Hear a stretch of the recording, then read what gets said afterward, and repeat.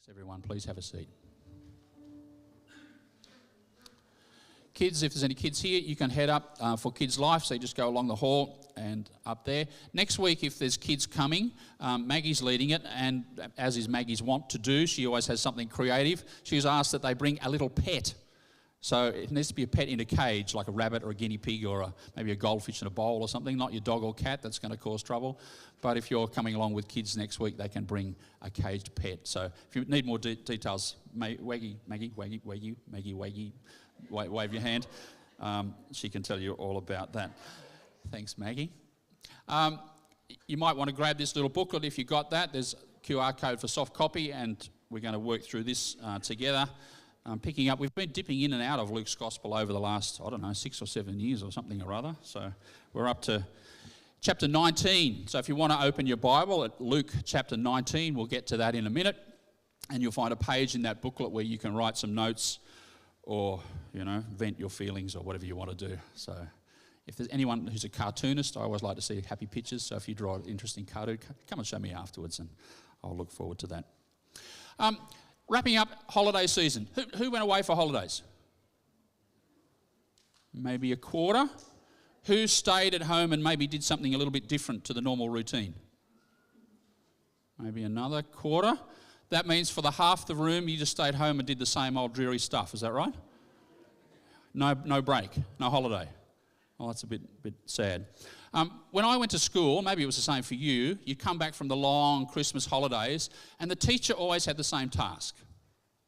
First day of school, give you a little booklet. In my day it was a pencil, and they would say, write a story about what you did in your holidays. Did they, every year, my mum still has some of the little books I did in like first grade and whatever. My spelling has not improved since those days. My handwriting is actually neater than it is now. I can still read. I often can't read my own writing these days. I think the point, and I've wondered, what's it like for a teacher to read, 30-odd stories of little kids? And I guess it's not they don't want to learn the names of towns that they haven't heard about or think, oh, that's where I'll go for my next holiday. They want to hear from what happened to the kid, what experiences shaped that child as they went to those different places and did things. But you can do that in your normal routine. I still remember a Christmas holiday, I would have been 16, sitting in my backyard for the first time reading a novel. You might shock you, I was never a reader as a kid. My first novel was called Brave New World. I still remember sitting in my backyard reading this in the sun and getting skin cancer as I have, and it took my mind somewhere else. And it made me reflect on what is the world like? Why do things happen in the world as they do? If you don't know that novel, it's a good one to read, Aldous Huxley. You can be transported. Place what happens where all shape who we are, our identity. You might want to talk later on to one another. Maybe just something that happened to you, where you went, what happened there in the last couple of months. It's important for us to be building slowly friendships with one another, relationships. Church is not something that you go to watch what happens up here. We belong to church. We are a family, a community. And if we're going to support and encourage one another, we need to know each other and share those experiences. So I'd encourage you to do that a little bit later. So for me, I'll give you bits and pieces. I went to Marrickville. Who's ever been to Marrickville? It's not too far away. I haven't been to Marrickville for years, but my brother-in-law said, I want you to come and hear a band with me. And so we went off to Marrickville and we had some food and listened to this band, and I had a great time. It's a bloke called M. Ward, a Canadian guy. I hadn't heard of him either. But it just made me think, gee, it's good to hear live music. I used to do that all the time in my 20s, but I haven't done it for years. And so I thought, right, that's it. I'm buying tickets and I'm taking each of my kids in turn, and we're going to go and hear some music. Will I like my selection of music or not? I don't know, but we'll have an adventure together. And so that's what and where to do that together. Or the last few Saturdays, Sandy and I have gone off to Collaroy. Who's been to Collaroy? Okay. That's not far. That's a significant place for me because when we got married, that's where we lived. That's where we had Nat when he was a little toddler in our unit. And so to go back and walk those same streets, it brings back all these memories for me, 30 years ago or more. what was I feeling as I embarked on new married life and had this little baby and all the terrors that you have with a toddler and, I don't know what I'm doing here and I've got this little life to look after, and it just brought back all those thoughts. Places that we go to are significant. Where we go is significant, and some places hold substantial meaning for us because what happens in those places are all about who we are. Luke's gospel is a story of a journey about a special place. Jesus and his disciples are going somewhere in particular. And if you read Luke's gospel, I'd encourage you just to sit down and do it in one reading. Notice how he structures the story around this place. It drives the narrative forward. Jesus is foretold. His birth is foretold in this place. Jesus, as a child, visits this place annually with his parents. Jesus, as he begins his ministry and is tempted, is taken in a vision to this place. Jesus starts his ministry and then he says quickly, I have set my face to go to this place. And all the way along, Luke is telling us he's nearly there. He's approaching here. He's just about there. The whole story, Luke's telling us Jesus is heading to a place. And in that story, Jesus keeps telling his disciples what's going to happen when he gets to that place. What is that place? Jerusalem is that place. Jerusalem, the ancient capital of Israel. We've just had a series in the life of David where King David, makes that the seat of his throne in this newly established kingdom. It's the throne of promise, the covenant God made with David to always have a king in his seat, which had failed, but which God renewed and said, I haven't forgotten that promise. A king, an anointed leader, a Messiah is coming to sit in your throne in Jerusalem. 1,000 years they wait. That place has the most important building in the world, the temple. That place which symbolises and enacts the presence of God with his people, where people can come in prayer, where they can make their offerings of thanksgiving for the forgiveness of sin, where they can learn the ways of Yahweh as they gather and worship God together. This is the most important city on the earth because it represents God's presence, or at least it's supposed to. It's supposed to be the instrument and the example of God's kingdom on earth. But it is not so in the days of Jesus. Jerusalem is not free. God's people are not free. They don't have their own king. They have Roman overlords who control life. And those who do lead the people are corrupt, have made all sorts of bargains, and are looking after themselves rather than teaching the ways of God. This is the situation into which Jesus is born. This is what's happening in Jerusalem. And so it is that Jesus says, I am going to this place. What's he going to do when he gets there? If you go travelling to a capital city, you go and see the lovely buildings and the architecture, you might go and eat some lovely food. I don't think Jesus is going there to do some fine dining. In fact, he keeps telling us, it's not for a holiday that I'm going for this place. Over and over again, Luke records him telling his disciples, and they never get it, this is why I'm going to this place. You might know these words. Jesus took the 12 disciples to one side. He told them, we are going up to Jerusalem. Everything that the prophets wrote about the Son of Man will come true. He will be handed over to the Gentiles, those Roman leaders. They will make fun of him. They will laugh at him and spit on him. They will whip him and kill him. On the third day, he will rise from the dead. I don't know if you can imagine having a holiday, travelling to a place, and this is what you're anticipating as you go there. Jesus comes to this place. He's been there before, but when he comes this time, he's only going to be there a week. 1 week. And that's going to take the rest of our story that we're going to read through up to Easter time. The events of that final week as Jesus enters into Jerusalem. And that's where we pick up our passage today in chapter 19 of Luke's Gospel. You might want to have a look on it. Jesus, as he's about to come into Jerusalem, tells a parable.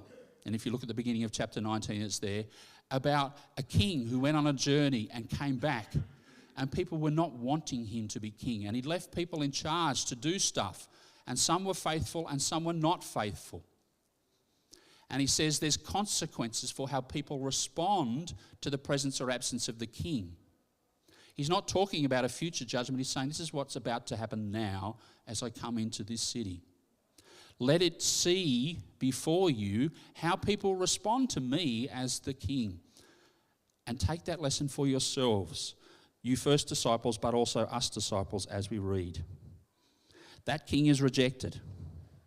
What will happen as Jesus makes his journey? Let's pick it up from chapter 19 and verse 28.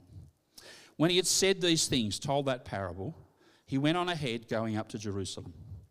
When he drew near to Bethphage and Bethany, at the mount that is called Olivet, he sent two of the disciples, saying, "Go into the village in front of you, where on entering you will find a colt tied, on which no one has ever sat. Untie it and bring it here. If anyone asks you, 'Why are you untying it?' you shall say this, 'The Lord has need of it.'" So those who were sent away and found it just as he had told them. And as they were untying the colt, its owner said to them, "Why are you untying the colt?" And they said, "The Lord has need of it." And they brought it to Jesus, and throwing their cloaks on the colt, they set Jesus on it. And as he rode along, they spread their cloaks on the road.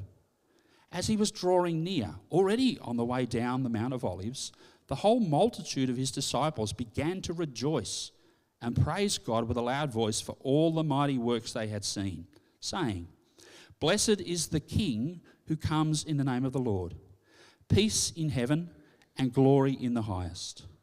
And some of the Pharisees in the crowd said to him, "Teacher, rebuke your disciples." He answered, "I tell you, if these were silent, the very stones would cry out."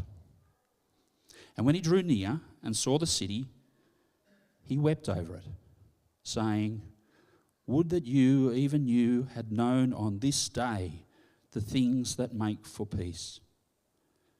But now they are hidden from your eyes.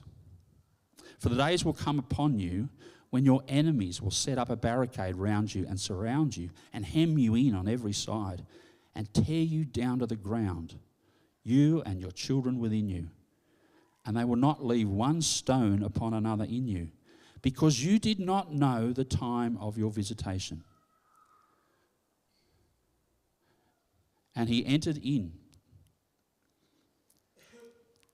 and entered the temple and began to drive out those who sold, saying to them, "It is written, 'My house shall be a house of prayer,' but you've made it a den of robbers." And he was teaching daily in the temple. The chief priests and the scribes and the principal men of the people were seeking to destroy him, but they did not find anything they could do, for the people were hanging on his words. I want to be fairly simple as I can be today. I just want to look at three simple things that Jesus does and help us to reflect upon those things as we encounter Jesus on this journey. Does that make sense? First thing, what does Jesus do as he comes into Jerusalem? Jesus approaches Jerusalem on a donkey, making a claim. Jesus, I think, is a really fit guy. He walks everywhere. He's a tradie. I don't know what undies he wears, but, the tradies are fit guys. He's been walking for days and days on his way to Jerusalem, and he gets a couple of kilometres out. What does he do? He hires a car. Is he tired? No, he's not tired. Why does Jesus decide he needs a donkey to ride in on? He sends off some of his guys, and they say, "Hey, you, with the donkey, we're taking it." I don't know how you'd feel if someone pinches your car, but that's what happens. There's an ancient custom called angaria, which meant a rabbi or a leader could second your property if they needed it on the say-so. And they obviously recognise this Jesus teacher guy. He's a rabbi. He's allowed to do this. This is their custom. Hopefully he brings it back when he's finished. Off they go with this donkey, this colt. Luke uses a particular word that is used by another writer that we'll see in a minute to refer to this animal. It could have been a horse, but it clearly is a donkey. And Luke says, no one's ever ridden on this animal before. I'm sure you've seen the movies where they capture wild horses and they bring them into the pen and the thing bucks and kicks and whatever. You want to jump on a horse or a donkey without it being trained, you know what's going to happen. But Jesus gets on this animal and it complies. And it walks with him calmly into the city. As people are yelling and screaming and shouting and throwing things in its way, it just calmly moves on. Who is this man? The wind and the waves he can control, and an animal is at peace under his control. He comes in on a donkey, not because he's tired, but because he wants to say something, what this donkey symbolises. This animal, this beast of burden, this humble little thing, yet speaks of something bigger. It speaks of a person connected with this King David whom we read about. It started way back there, this story of a king coming to his city in triumph, and the promise that another king greater than David would come in the same way. The prophet Zechariah has these words: "Rejoice greatly, O daughter of Zion. Shout aloud, O daughter of Jerusalem. Behold, your king is coming to you, righteous and having salvation is he, humble and mounted on a donkey, on a colt, the foal of a donkey." Jesus is making a claim about himself. What's his claim? He's the king. He's saying, this is who I am. This is who I believe myself to be. I am this promised Messiah coming into Jerusalem. What are you to make of that claim? What are we to make of that claim? Do you believe that claim or not? Why do you believe or not believe? As Jesus makes that claim, two big responses. Some people who've been following him and watching him, Luke says, watching the miracles that he does, say, yes, you are this king. And they take off their cloaks and they throw down the red carpet for the donkey to walk onto. That's what a king comes in on. And they're singing songs, the songs that the pilgrims would always sing as they came up to Jerusalem from the Psalms. And they're singing words from Psalm 118, which Luke quotes for us. This is the king, blessed is he. He's the one who comes and brings peace. Hosanna, glory in the highest. And they wave their branches.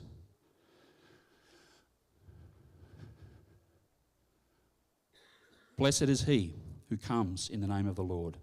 Peace in heaven and glory in the highest. Others, though, are not so happy. Pharisees, those holy ones who in many ways are very similar to Jesus. We typecast them as bad guys. They weren't bad guys. They were serious about their faith.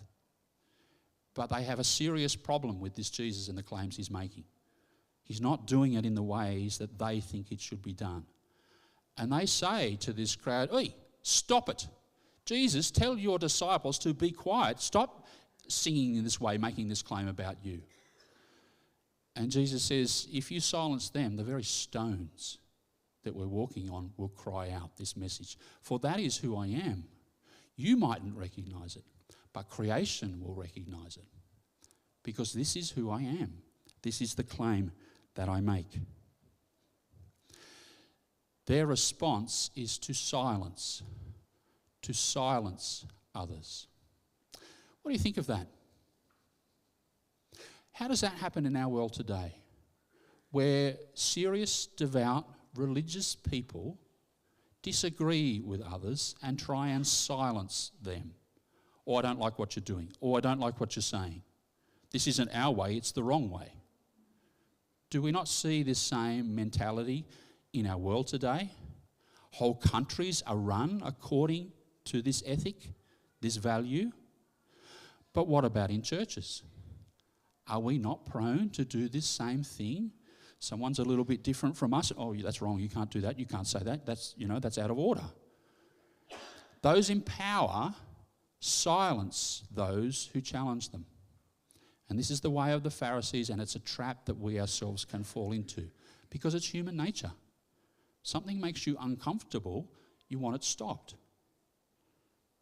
Luke is saying, I think, as he records this story, what about you, reader?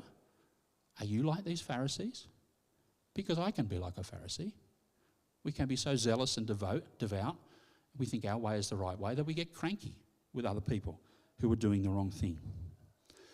One perhaps way of testing that for me is if I think something is right or wrong and I see something that I think is wrong in another person, does it result in silencing them or bitterness towards them or devaluing them? The test, the hermeneutic of if I've interpreted this well is, does it cause me to love them more or less? Does my way of approaching them end in rejection or in invitation? Do I care and look upon them compassionately, not judgmentally? Jesus was always speaking this way, wasn't he? Don't judge, lest you be judged. Get the log out of your own eye before you worry about the speck in another's.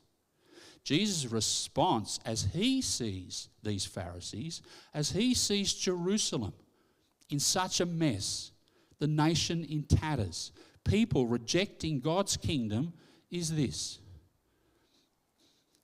When he approached Jerusalem, when he saw the city, he began to weep. He said, I wish you had known today what would bring you peace, but now it is hidden from your eyes. The second thing Jesus does as he enters into Jerusalem is that he weeps, showing his heart. I want us to take this lesson because this Jesus has not changed.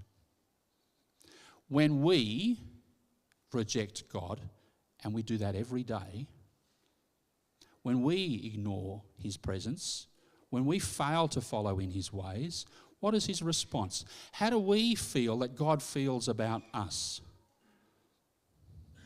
Do we become frightened and hide or pretend? Do we carry great rocks of guilt and cover ourselves in cloaks of shame? Or do we say, this is the heart of Jesus? This is the gospel here. This is God's grace and love expressed in human tears. God in the flesh weeps at human sin, and his heart has not changed. So when you stray off, when you go the wrong way, when you refuse to listen to what God is saying, don't stay distant because you're worried about how God will respond to you. Know that he weeps for you and says, come back. I wish you knew the things that would make peace for you. Don't be blind to them any longer.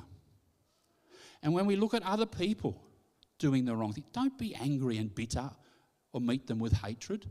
That's not the way of Jesus. Meet them with compassion, with weeping in your family, in your friendships. As we look at the politics of the world, this is the response as Christians that we are to make. Not violence, not hatred. This is the way of Jesus, and it's a hard way. It's a costly way. No one consoles Jesus in his tears. He's always caring for the people weeping at the death of others or in sickness or in strife. He's healing, he's helping. But who looks after him? No one. He rides in on this donkey, weeping as he thinks about Jerusalem. This is the heart of Jesus that Luke wants us to see as the king enters his city. Jesus comes into the city, but there's a particular place within the city that he must go.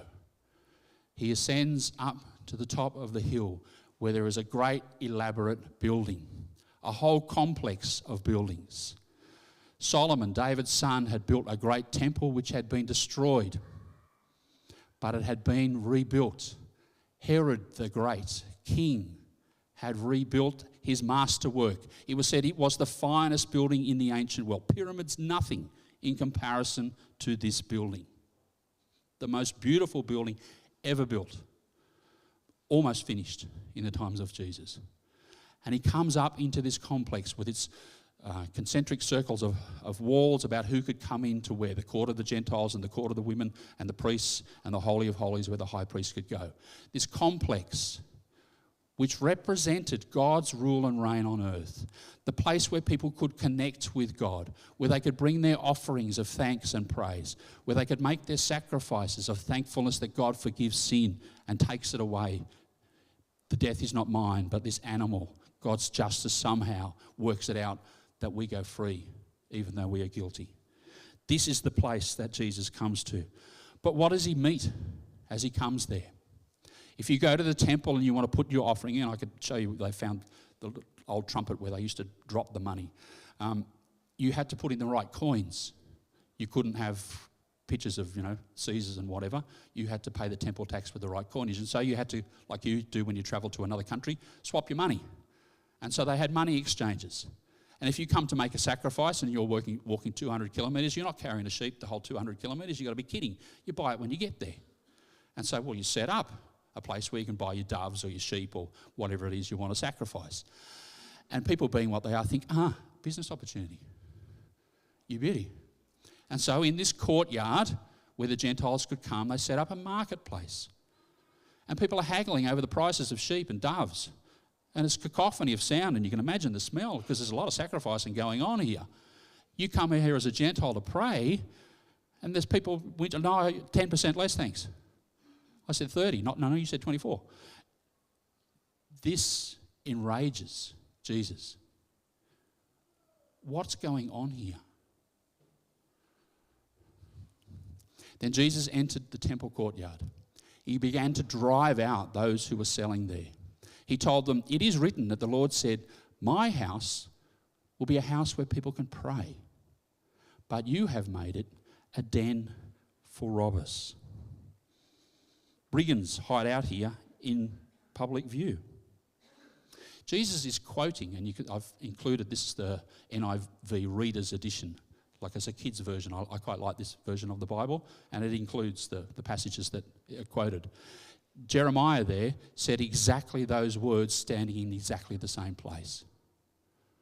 This is what you have made it, and that temple was destroyed. And Jesus comes back and says, this is what you have made it, and this temple will be destroyed. We'll read more about that in a couple of weeks, because that's what happens. Just a few short years later, AD 70, this elaborate building is pulled down, and all we have left today is the foundation, one little wall of foundation. That's the Wailing Wall. That's what that place is. What does Jesus do as he comes into the temple? He clears the temple to indicate his purpose. What do you reckon happened the next day? Jesus kicks these people out. It can be a bit scary sometimes, this Jesus. What do you think happened? I'm sure they just came back in. Business as usual. Jesus isn't trying to fix things by this action, but he is demonstrating, showing something about his intention to fix things. Because human beings always revert to normal. And I think that's the thing here. What should be abnormal is normal for us. These people are doing this in open daylight. And what they are doing is using faith as a commodity. I've been reading this week lots of stories, I don't know why I read them, but it's a bit discouraging, of different Christian leaders across the world. There's been a lot of stuff, if you read the BBC News or others, of people who have exploited people, done horrendous things, church leaders, and manipulated people, and enriched themselves, and physically, sexually abused people in their congregation, played power games, done all sorts of stuff. And you think, why do people put up with that? Why do churches let that stuff happen? And I guess it comes down to, as I think about it, people think, well, that's the cost to get what I want. I mightn't like what that leader says and does, but if that gets me what I need from God, will I pay that price? And so we put up with nonsense for so long and justify it when it's unjustifiable. That's what they were doing there. They're using religion as a product. And we must not let that shape our faith. But that's not people out there, because I think we can all do that. We all have needs, legitimate needs that we want met. But it easily slips over to some bargain that we strike. We haggle with God that if I do this and this, then you will do this for me. And we get onto this wheel of a hamster where we're chasing after God's blessing. And if I just live in the right way, then my life will be okay. Does that make sense to you? And I think that's why many people come to church. The need is legitimate. But we misshape our faith when it just becomes all about me and my needs. It distorts things. It takes us down a very unhelpful road, and it opens us up to exploitation. Jesus never behaved this way. He never manipulated people. He never said, pay the price first and then I'll give you what you want. He always just offered and said, now respond. I was talking to someone this week in a crisis, and she came and said, this is what's happening. Tell me what I need to do to fix it. The way that she did it was she quoted a hymn. This person was a Chinese person, so it was a Chinese hymn, and those of you that read Chinese, I've put it there for you. But the English, if I've got the right translation, says, I will come to you in prayer, I will seek your face, I will stand within the gap, there will I intercede. Now that sounds good. I am meek and helpless, Lord. You my strength shall be. Guide me with your gracious hand, there will my victory be. Okay, and then comes the chorus. For every time I pray, I move the hand of God. My prayer does the thing my hands cannot do. For every time I pray, the mountains are removed, the paths are made straight, and nations turn to you. As she said that to me, she said, how do I push God's hand so that he helps me in my situation? That's what she wanted to know, and I'm the pastor who's supposed to know these spiritual tricks, and so I was supposed to give her the answer. Well, you just do this, this, and this, and then you'll get what you want in your time of crisis. Because that's the thinking, that I'm in this bargain relationship with God, and if I do all the right things, he'll do the right things by me. Faith has become a commodity. The need is legitimate. The yearning, the desperation is real and appropriately expressed to God. But when we get into this thinking that we can manipulate God's hand by pious actions, it's a very slippery slope. Let's not have this thinking about our faith and about our prayer life. Jesus says, my house, this temple, it's a house of prayer, but even prayer can be twisted and become an evil thing. We need to learn to pray well and wisely, to not play these religious games. Does that make sense? And so I asked myself, well, how do I do this, John? When are you like this? When are you like these robbers playing religious games? And I say, what I think is helpful for me to see when I'm blind is to listen to my feelings. Because often the feelings display what's actually happening inside me. Feelings are incredibly important in the spiritual life. But they are not the same thing as your spirituality. One impacts the other. So don't just rely on your feelings. That's a trap. But listen to your feelings to alert you to what's happening inside you. Then moderate your feelings and adjust them given what God says is the reality, to open your eyes to see things as they really are. So if I'm feeling super anxious and therefore very stressed that I must do X, Y, and Z, I've got to say, hang on, what is that feeling? Calm down, reflect upon it. Is it because I'm worried that God is not faithful? Is it because I can't cope that the world is out of control? Because it is, Christian. That's the whole point of Jesus coming again to bring his kingdom. Things are not settled now. The kingdom's like a seed, like a mustard seed in our world, growing, but it's not all here. Everything is not right for us. God promises no smoothness to those who follow Jesus. In fact, the very opposite. Look at what happened to Jesus himself. Look at all those apostles, what happened to them. Look at the experience of the early church. Look at Christians through the centuries. God does not promise that he'll protect us from harm. Rather, he'll sustain us through that harm. This is what my feelings teach me about my living with God. And that's what these people were not doing. These Pharisees in their bitterness and fury, who thought they knew everything. These people making profit out of religion and manipulating poor, vulnerable, gullible people. This is what we must listen to in our spiritual walk with God, because they alert us to what is actually happening beneath the surface. So, 3 things Jesus does. What's the result? Well, you know the result. The Pharisees grow more blind and more bitter, and they begin to plot to kill him. But Luke says they can't kill him because the crowd is hanging on his words. This is the journey that we are entering into as Jesus comes into Jerusalem, and we're going to spend from now until Easter in this 1 week of Jesus' life. This will take us all the way up to Good Friday and Resurrection Sunday. That's our journey together. But today we've entered the story. It's a meaning-filled journey where a city is claimed and the temple is cleansed. This is what Jesus does as he comes into Jerusalem. We've encountered the sad king bringing peace and a sorrowful warning. We've been alerted to the blind guides with their exploitative silencing and evil plotting. The warning is we must never become such as these. But finally, there's one group in particular that I think we should identify with, and that is the joyful poor, who in unrestrained praising, they hang on Jesus' every word. What has he got for me?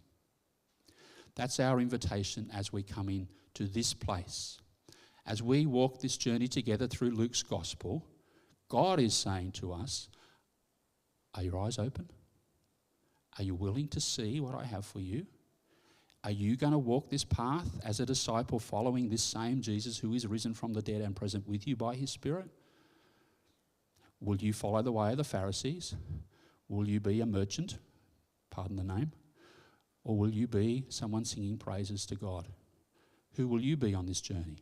How will you help others walk with you, the company of God's people? Look at what is below the surface in yourself. You look below the surface in Jesus and you see compassion. Nothing but compassion bubbles out of him in tears. In the Pharisees, it's fear. Fear that people are doing the wrong thing that will undermine the whole system. In the merchants, it's gain, it's selfishness.